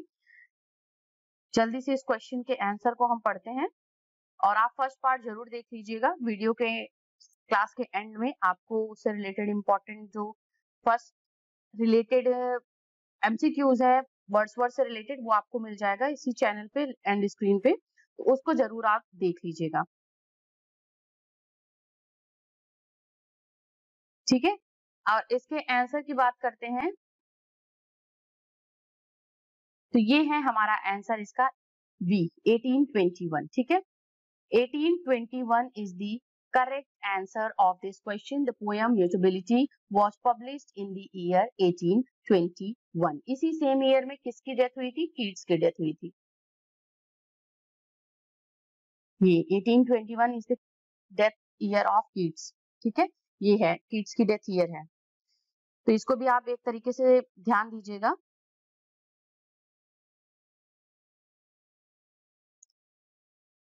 और ये किस कलेक्शन में पब्लिश हुई है इसको भी हम नोट डाउन कर लेते हैं एक बारी, आप ध्यान दीजिएगा. अगर इसको बात करते हैं इक्लेसियास्टिकल सोनेट्स में. ठीक है, अगर इस म्यूटेबिलिटी पोयम की बात करते हैं ECCLESIASTICAL सोनेट्स में ये जो वॉल्यूम था ये वॉल्यूम में इस पोयम को पब्लिश करा गया था. ठीक है, फर्स्ट टाइम 1821 में. अगला क्वेश्चन है फ्रेंड्स हमारा number 8 question. If solitude of fear or pain or grief should be thy portion, whom is Wordsworth referring to? किसको वर्ड्सवर्थ यहाँ पे रेफर कर रहे हैं? If solitude or fear or pain is your should be thy portion, इस line में किसके बारे में वर्ड्सवर्थ ने बात की है? आपको इसका आंसर देना है. क्या उन्होंने अपने फ्रेंड जो उनके कलीग थे कॉलरिज के बारे में बात की है, या उन्होंने मिल्टन के बारे में बोला है, या उन्होंने बोला है अपनी सिस्टर जो सिस्टर थी कॉलरिज की उनके लिए, या डॉरिथी वर्ड्सवर्थ के लिए, मींस अपनी सिस्टर के लिए बोला है. चलिए बताइए इसका आंसर. किसके बारे में ये लाइन बात की है विलियम वर्ड्सवर्थ ने? तो फ्रेंड्स ये हमारा करेक्ट आंसर है ऑप्शन डी. वर्ड्सवर्थ ने अपनी बहन के बारे में बात की है, डॉरिथी वर्ड्सवर्थ, जो कि WW की सिस्टर थी. और ये लाइन कहाँ पे मिलता है आप ये भी ध्यान दीजिएगा. इस लाइन का जो डिस्क्रिप्शन है ये हमारा मिलता है किसमें? टेंटन एबे में. ठीक है, टिंटन एबे पोयम में इस लाइन का डिस्क्रिप्शन मिलता है। ये लाइन कहाँ से ली गई है? टिंटन एबे पोयम से ली गई है और अपनी बहन को एक तरीके से डेडिकेट करते हुए, अपनी बहन को इन्होंने मेंशन करते हुए ये पोयम, ये लाइन इन्होंने लिखी हुई है। अगला क्वेश्चन है हमारा 9 number question, the sweetest thing that ever grew beside a human door. किस लाइन में, किस पोयम में इस लाइन का डिस्क्रिप्शन मिलता है? The sweetest thing that ever grew beside a human door. Important question है, वर्ड्सवर्थ से रिलेटेड, इनकी पोयम से रिलेटेड। आपको इस लाइन का, देखिए लाइन बहुत ही इंपॉर्टेंट होती है और वर्ड्सवर्थ की बात करें, मिल्टन की बात करें, शेक्सपियर की बात करें, तो इनके लाइंस बहुत ही फेमस लाइंस इन्होंने लिखे हुए हैं। आपको वो जरूर ध्यान देना है। तो इस लाइन में उन्होंने किसका डिस्क्रिप्शन मिलता है? इस लाइन में किस मतलब ये लाइन कहाँ से, किस पोयम से ली गई है? टू लूसी या मेलांकोली, टू अचम या नन ऑफ दीज। कौन सा इसका आंसर है फ्रेंड्स? जल्दी से इसका आंसर को बताइए आप सभी। और इसका आंसर हम देखेंगे तो आंसर है हमारा ऑप्शन ए। ऑब्वियसली लूसी ग्रे पोयम से लिया गया, लूसी पोयम्स जो है, और टू लूसी पोयम में इस लाइन का डिस्क्रिप्शन आपको मिलता है। ठीक है, अगला क्वेश्चन है हमारा स्क्रीन पे, लुडेमिया इज, लुडेमिया क्या है बताइए? Which was a work of Wordsworth. आपको बताना है कि this is a drama, a novel, narrative poem या हमारा है none of these. Which one is this? Go for the right answer. जल्दी से इस क्वेश्चन का आंसर कीजिए। एक ड्रामा है लुडेमिया जो कि डब्ल्यू ने लिखा है, नॉवेल है, नैरेटिव पोयम है या none of these. Comment section, chat box में जल्दी से इसका आंसर करिएगा। और सभी लोग प्लीज सब्सक्राइब करने के साथ साथ नोटिफिकेशन बेल आइकन को जरूर कर लीजिएगा प्रेस, ताकि आपको न्यू क्लास का अलर्ट मिलता रहे टाइमली। जब भी वीडियो या कोई क्लास लाइव होती है, वीडियो अपलोड होती है इस चैनल पे, तो आप सभी एस्पिरेंट्स को वो नोटिफिकेशन उस वीडियो का टाइमली मिलता रहे और उसको टाइमली वॉच आउट करो, टाइमली उसमें पार्टिसिपेट करो क्वेश्चन आंसर सेशन में और अपने क्वेश्चन को आंसर करो, अपना एनालिसिस करो कि कितने क्वेश्चंस आपके सही हुए हैं। तो इस, और साथ ही साथ ये उन व्यूअर्स के लिए भी है जो नए हैं, न्यू फर्स्ट टाइम वॉच कर रहे हैं, तो जरूर ये काम करके फिर क्वेश्चन का आंसर आप करिए। तो चलिए इस क्वेश्चन के आंसर की हम बात करेंगे। तो ये जो पोयम है that is a narrative poem. Okay, एक नैरेशन के फॉर्म में ये पोयम लिखी गई है, वर्ड्सवर्थ ने लिखी हुई है, जो कि पब्लिश कब हुई है? 1815 में। ध्यान दीजिएगा, इसको जरूर नोट डाउन कर लीजिएगा, इंपॉर्टेंट क्वेश्चंस में से आता है आपका।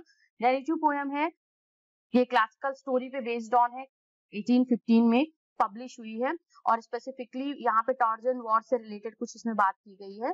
ये आप देखिए, क्योंकि क्लासिकल स्टोरी है और टार्जन वॉर से रिलेटेड है, तो 1815 में ये पब्लिश हुआ है। 1815 यहाँ पे नोट डाउन कर लीजिएगा, 1815। This was the year when this work of Wordsworth was published and it was a narrative poem. Okay, अगला क्वेश्चन है, nature never did betray the heart that loved her, these lines appear. बताइए किस, बहुत important, बहुत ही famous line है, nature never did betray. Solitary reaper है, daffodils है, मिल्टन है या Tintern Abbey. Which one is the poem जहां पे इस फेमस लाइन का डिस्क्रिप्शन मिलता है? मैं यहाँ पे मेंशन कर दे रही हूँ, famous line of Wordsworth, okay, of W. चलिए इस क्वेश्चन का जल्दी से आंसर कर दीजिए मुझे।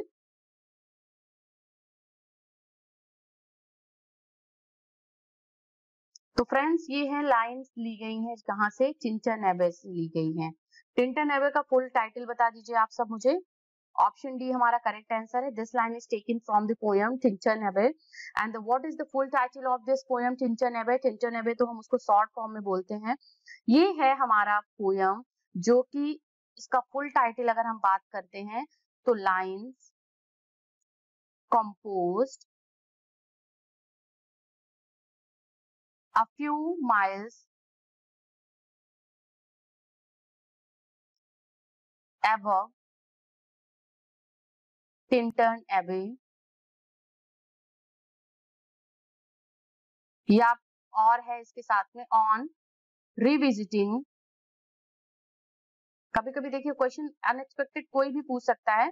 वैसे हम इसको टिंटरनेबे को lines composed a few miles above टिंटरनेबे भी बोलते हैं, बट अगर ओवरऑल हम बात करते हैं, एक ऑथेंटिक वे में बात करते हैं, तो ये इसका फुल टाइटल होगा on the banks of the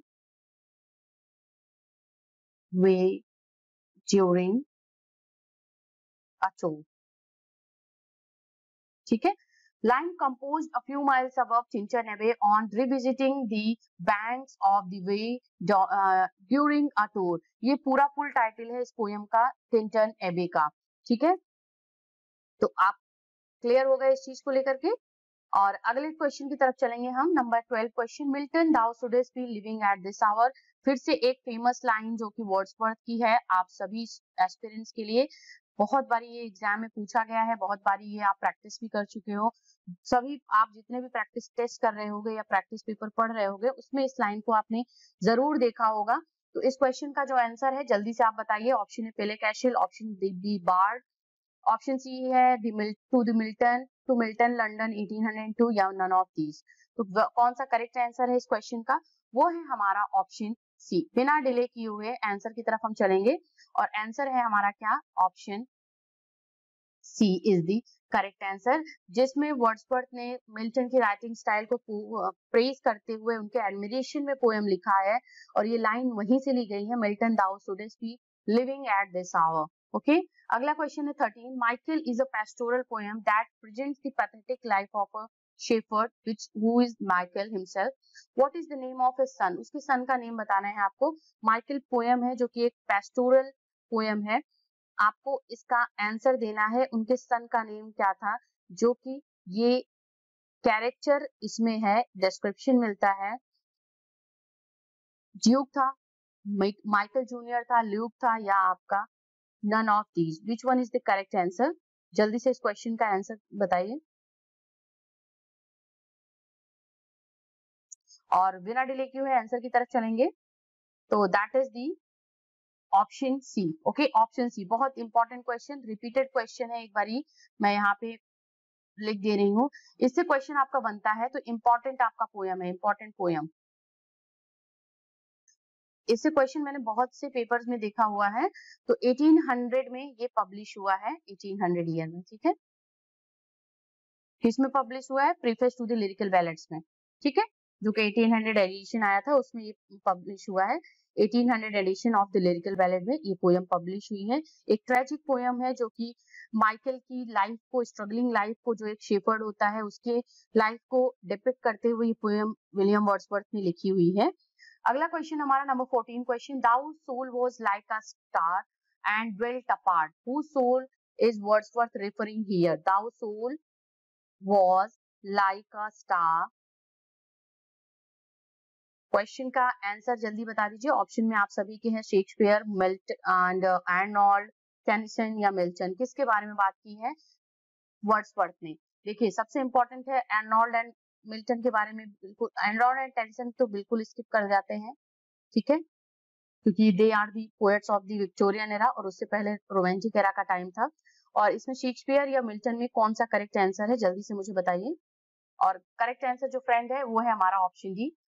देखिए thou shouldst be living at this hour, ये भी मिल्टन को डेडिकेट करते हुए वर्ड्सवर्थ ने लिखा है। और thou soul was like a star and dwelt apart, ये भी वर्ड्सवर्थ ने मिल्टन के लिए ही बोला है। और ये बोला है किसमें? एक तरीके से इसी पोएम में, लंदन 1802 में। ओके, लंदन 1802 में इस पोएम के में इन्होंने इस लाइन को डिस्क्राइब किया है, एक्सप्लेन किया है। Sorry, London 1802। Alright, and here we have the next question. 10,000 saw I at a glance. What did Wordsworth see at a glance? चलिए बताइए किस के बारे में वर्ड्सवर्थ ने अपनी इस लाइन में बताया है। इस लाइन को किसको डेडिकेट करते हुए उन्होंने बताया है, कि रेफरेंस किसका दिया है, किस लाइन में मैं किसके बारे में बात कर रहा हूँ। तो चलिए क्वेश्चन का आंसर है सॉलिटरी रीपर, ऑप्शन 2 है, बी है टू लूसी, या ऑप्शन सी है डैफोडिल्स, या ऑप्शन डी है नन ऑफ दिस। ठीक है, चलिए जल्दी से इसका क्वेश्चन बताइए, क्वेश्चन का आंसर। तो ऑप्शन यहाँ पे है सी। ओके, डैफोडिल्स को यहाँ पे डेडिकेट करते हुए यहाँ पे ये लाइन दी गई है। अगर हम फिगर ऑफ स्पीच की बात करते हैं तो ये हाइपरबोली है, ठीक है, क्या है, hyperbole, figure of speech, okay. और डैफोडिल्स के अगर अदर नेम की बात करते हैं, या अदर नेम क्या है डैफोडिल्स का, तो वो क्या है, I wandered lonely as a cloud,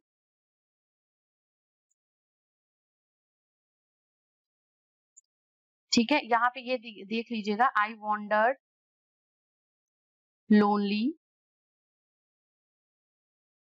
as a cloud, this is the, इसको अदर नेम से भी जाना जाता है, वैसे हम डैफोडिल्स के भी नेम से जानते हैं इस पोयम को। और ये जो पोयम है ये एक फ्लावर के ऊपर बेस्ड ऑन है, ठीक है। डैफोडिल्स जो होता है वो फ्लावर होता है, तो उस पे ये पोयम जो है वर्ड्सवर्थ ने लिखी हुई है। अगर बात करते हैं इसकी तो 1807 में ये पब्लिश हुआ है, ठीक है। इंपॉर्टेंट फैक्ट इस क्वेश्चन के लिए। अगला क्वेश्चन है 16 number question, the language of poetry is a selection of the real language of man in a state of vivid sensation, whose opinion is this. चलिए किसका ओपिनियन है, अगर ये सेपरेट क्वेश्चन पूछ लिया जाता है आपके एग्जाम में तो आप किसको वहां पे टिक करोगे, क्योंकि अभी तो हम यहाँ पे विलियम वर्ड्सवर्थ से रिलेटेड क्वेश्चंस टिक कर रहे हैं या उसको सॉल्व कर रहे हैं, प्रैक्टिस कर रहे हैं उससे रिलेटेड। बट अगर ये सेपरेटली पूछा जाता है तो आप वहां पे ऑप्शन सी पे ही करिएगा। ऑप्शन सी मींस ये नहीं, सी पे वर्ड्सवर्थ अगर वहां पे होंगे तो वर्ड्सवर्थ वो ही टिक करिएगा, या नन ऑफ दीज अगर होगा तो नन ऑफ दीज, ओके। क्योंकि the language of poetry is a selection of real language of main in a state of vivid sensations, तो ये जो ऐसे बात रियल लैंग्वेज के बारे में पोएट्री से रिलेटेड जो भी बात की गई है वो वर्ड्सवर्थ ने बात की है अपने वर्क्स में। अगला क्वेश्चन करते हैं 17 number question, the alternative title of Ruth is. चलिए अल्टरनेटिव टाइटल ऑफ रूथ का बताइए क्या है, जो कि वर्क है विलियम वर्ड्सवर्थ का। और इससे पहले अभी हमने डैफोडिल्स की बात की, डैफोडिल्स को जो बुलाया जाता है वो रियल उसका जो टाइटल है वो I wandered as a lonely as a cloud, I wandered lonely as a cloud, ये उसका टाइटल था। अब यहाँ पे रूथ का अल्टरनेटिव टाइटल आपसे पूछा जा रहा है। ऑप्शन ए है the influence of nature, option B है द इन्फ्लुएंस ऑफ अर्थ, या ऑप्शन सी है द अर्थ, या ऑप्शन डी है nature and pain, which is the sub which is the alternative title of the William Wordsworth poem Ruth. तो अगर question के answer की बात करें फ्रेंड्स तो ये हमारा होगा ऑप्शन बी, ऑप्शन ए होगा, sorry, yes, option A is the correct answer, the influence of nature, क्योंकि नेचर से रिलेटेड बात की है तो ये हमारा इस वर्क का अल्टरनेटिव टाइटल है, the influence of nature, okay. चलिए अगले क्वेश्चन की बात करेंगे, number 18 question, Wordsworth mentions about Burns and Chatterton in the poem, किस पोयम में बर्न्स एंड चैटरटन के बारे में विलियम वर्ड्सवर्थ ने बात की है। आपको उसका आंसर बताना है, रेजोल्यूशन एंड इंडिपेंडेंस में बात की है, या माइकल में बात की है, या मल्टन में बात की है, या नन ऑफ दीज में। बताइए इस चारों ऑप्शंस में से कौन सा करेक्ट आंसर है, जिसमें वर्ड्सवर्थ ने इन दो राइटर्स के बारे में मेंशन करा है, इन दो लिटरेरी फिगर को मेंशन करा है, बर्न्स एंड चैटरटन। तो आंसर है फ्रेंड्स इसका option A, resolution and independence poem है, जिसमें उन्होंने इसके बारे में बात की गई, जिसको हम लीच गैदरर, इसका जो ओरिजिनल टाइटल था वो लीच गैदरर था, ओके। अगला क्वेश्चन है, in which poem Wordsworth calls a child best philosopher mighty prophet seer blessed. चलिए किस पोयम में इस बारे में बात की गई है, calls a child best philosopher, mighty prophet and seer blessed। Option है ode to divinity, option B है इंटीमेशन ऑफ इमॉर्टैलिटी, या ऑप्शन सी है प्रिलूड, या ऑप्शन डी है none of these. Which one is the correct answer. देखिए ऐसे important questions आपके exam point of view से बहुत ही इंपॉर्टेंट है। ऐसे कोटेशंस लाइंस जो राइटर्स ऑथर के थ्रू बोली गई हैं, इनको आप अलग से भी एक जगह नोट डाउन कर लीजिए, क्योंकि क्वेश्चन ऐसा बन सकता है आप कहाँ पे उसको बार बार रिपीट करोगे या बार बार देखते जाओगे कि कहाँ पे ये क्वेश्चन ये कोटेशन कहाँ पे है। तो जिस डिस्कशन जिसके बारे में हो रहा हो, जिस राइटर के बारे में हो रहा हो, उसके सामने आप उनके कोटेशंस को जरूर नोट डाउन कर लीजिए, ठीक है। तो friends option A B C D में से जो करेक्ट आंसर है वो है हमारा यहाँ पे ऑप्शन बी, ठीक है। इंटीमेशन ऑफ इमॉर्टेलिटी में ये बात की गई है, वर्ड्सवर्थ ने बोला है चाइल्ड के लिए, कॉल्स अ चाइल्ड, जो अपने मेमोरीज को, चाइल्डहुड मेमोरीज की जो होती है या इनोसेंस ऑफ जो चाइल्ड होता है वो क्या होता है, उसको इस लाइन के थ्रू उन्होंने डिस्क्राइब करने की कोशिश की है। Best philosopher mighty prophet seer bless, ये ode imitation intimation of immortality poem से ये लिया गया है, जो कि वर्ड्सवर्थ की पोएम है। ओके, अगला 19 के बाद 20 क्वेश्चन है, not without hope we suffer and we mourn, where does this line appear? Not without hope we suffer and we mourn, यहाँ पे बात हो रही है इस लाइन के थ्रू कि we suffer and we mourn not without hope, बिना आशा के हम सफर या मॉर्न नहीं करते हैं या जो नहीं करते हैं, ऐसा लाइन में बोला गया है। पहले कैशल में ये लाइन है, टू मिल्टन में है, डैफोडिल्स में है, या आप सभी बता दीजिए मुझे, ये इन सभी में से किसी में ये लाइन का डिस्क्रिप्शन नहीं मिलता है। इस क्वेश्चन का जो आंसर है उसको जल्दी से बताइए मुझे।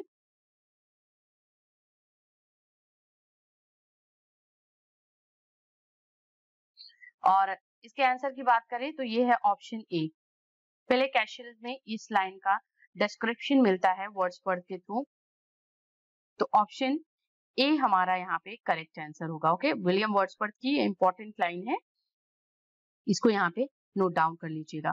अगला क्वेश्चन है हमारा, it may be safely affirmed that there neither is nor can be any essential difference between the language of prose and metrical composition. Whose comment is this? किसका comment है कि बताया है विलियम वर्ड्सवर्थ ने, या अभी देखिए हम बात यहाँ पे वर्ड्सवर्थ के बारे में ही कर रहे हैं, तो आप बिना किसी डिले के वर्ड्सवर्थ पे ही टिक कर लीजिएगा। इसको मैं थोड़ा सा एक्सप्लेन आपको सभी के लिए कर देती हूँ। उन्होंने बोला है कि it may be safely affirmed that there neither is nor can be any essential difference between the language of prose and metrical composition. क्या बोला है वर्ड्सवर्थ ने, एक पोएट के तौर पे, एज अ पोएट उन्होंने बात की है कि जो लैंग्वेज में हम अपने आप को एक्सप्रेस करते हैं उसमें कोई डिफरेंस नहीं होना चाहिए, या इन सब चीजों में कि नहीं ये स्पेसिफिकली प्रोज की लैंग्वेज है या स्पेसिफिकली पोइट्री का लैंग्वेज है। कॉमन जो एक लैंग्वेज होनी चाहिए वो लैंग्वेज होनी चाहिए किसी भी राइटिंग के लिए, चाहे वो प्रोज हो चाहे वो पोइट्री हो। तो कोई इसेंशियल डिफरेंस इसमें से नहीं हमें पिक करना चाहिए या नहीं हमें चूज करना चाहिए कि yes I am going to write about poem about the humanity या about nature, I am writing going to write about prose thing related work. तो ऐसा कुछ नहीं होना चाहिए, जो कॉमन लोगों को समझ में आ जाए, जो कॉमन ह्यूमन बीइंग्स को टच कर जाए, उनके अंडरस्टैंडिंग में आ जाए, that should be the language of any writing. ये क्या है बोला है विलियम वर्ड्सवर्थ ने। ओके, तो अगले क्वेश्चन की तरफ, इस क्वेश्चन को करने के बाद नंबर 21 के बाद 22 की तरफ चलेंगे, तो इसका ऑप्शन ए करेक्ट आंसर होगा। Coleridge was the first to criticize Wordsworth the theory of poetic diction. देखिए पोएटिक डिक्शन जो थियरी है इसको कॉलरिज ने ही सबसे पहले इसको क्रिटिसाइज किया था। किस वर्क में क्रिटिसाइज किया है? बायोग्राफिया लिटरेरिया में किया है, प्रिलूड में किया है, लिरिकल बैलेट्स में किया है, नन ऑफ दीज। चलिए जल्दी से इस क्वेश्चन का बताइए, फिर मैं आपको पोएटिक डिक्शन आपसे डिस्कस कर लेती हूँ कि क्या है पोएटिक डिक्शन, किस वजह से विलियम वर्ड्सवर्थ ने पोएटिक डिक्शन का जो ये यूज है या पोएटिक डिक्शन है उनके हिसाब से क्या है। तो ये जो वर्क, ये जो क्रिटिसाइज किया है कॉलरिज ने, अगर उसकी बात करते हैं तो अपने ही वर्क में किया है, बायोग्राफिया लिटरेरिया, ये एक क्रिटिकल वर्क है, ध्यान दीजिएगा। This is the critical work of Coleridge, note down कर लीजिए, क्योंकि क्रिटिक एज अ क्रिटिक उन्होंने कुछ वर्क्स भी लिखे हुए हैं, तो ऑप्शन ए हमारा करेक्ट आंसर होगा। देखिए बात हो गई है इसमें कि वही चीज है कि पोएट जो बोलता है कि डिक्शन के बारे में बात की है पोएटिक डिक्शन में, तो पोएटिक डिक्शन क्या होता है, ये यहाँ पे कॉमन मैन लैंग्वेज, ठीक है, जो बात की है कॉमन मैन लैंग्वेज के बारे में बात की है पोएटिक डिक्शन में, और इसी को किसने क्रिटिसाइज किया है? कॉलरिज, उनके कलीग ने क्रिटिसाइज किया है।